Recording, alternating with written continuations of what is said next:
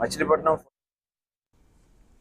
YCP హయాంలో తొలగించిన తన పెన్షన్ తిరిగి ఇప్పించాలని 95 సంవత్సరాల వృద్ధురాలు ప్రభుత్వాన్ని వేడుకుంటోంది.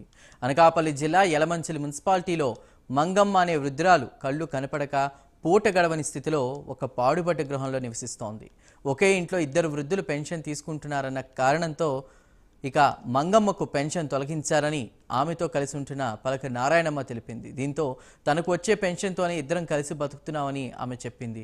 ఇప్పుడైనా మంగమ్మ పెన్షన్ ఇప్పించాలని ఈ వృద్ధ మహిళలు సీఎం చంద్రబాబును వేడుకుంటున్నారు. ఇలా ఉండగా మంగమ్మ పెన్షన్ విషయమై స్పందించిన మున్సిపల్ కమిషనర్ ఒకే రేషన్ కార్డులో ఇద్దరి పేర్లు ఉండడం వలన గత ప్రభుత్వ హయాంలో తొలగించారని తెలిపారు.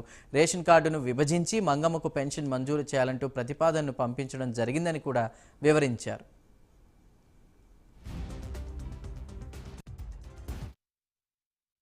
పాలక సంఘంలో పలక నారాయణమ్మ, మాడెం సత్యబాబు, మాడెం మంగయ్య అనే వారు ఒకే కుటుంబంలో నివసించడం వలన పలక నారాయణమ్మ, మాడెం మంగయ్య గారికి గతంలో ఇచ్చేవారు. తదుపరి గత ప్రభుత్వం ఆదేశాన్ని అనుసరించి పలక నారాయణకు మాత్రమే పింఛను ఇచ్చేవారు.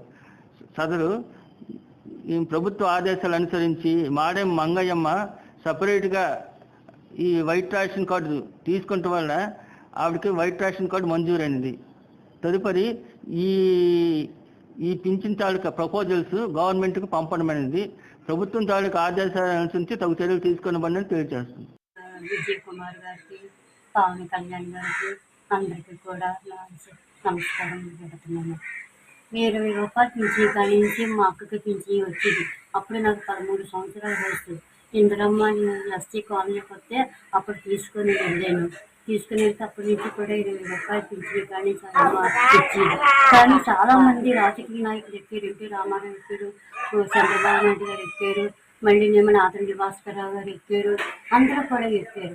తర్వాత ఈ జగన్ బాబు వచ్చి ఇద్దరు రేషన్ కార్డులో ఉన్నామని తీసేసాడు. తీసేసిన తర్వాత అప్పటి నుంచి కూడా 5 సంవత్సరాలు అవుతుంది. మా అమ్మ పోషకారం ఎవరు లేరు. నేను ఏదో కూలి పని చేసుకొని వాళ్ళని పోషిస్తున్నాను. నా వయసు 78 సంవత్సరాలు. నా వయసు ఇప్పుడు బాబు ఖాళీ అయిపోయిన బాబుకి కూడా రాలేదు. బ్రిటన్లోని ప్రపంచ ప్రఖ్యాత ఆక్స్ఫర్డ్ విశ్వవిద్యాలయ ఛాన్సలర్ పదవికి పాకిస్తాన్ మాజీ ప్రధానమంత్రి ఇమ్రాన్ ఖాన్ పోటీ చేస్తున్న విషయం తెలిసిందే. ఈ నేపథ్యంలో తాజాగా ఆయన నామినేషన్ వేశారు. ఈ విషయాన్ని ఇమ్రాన్ సహాయకుడు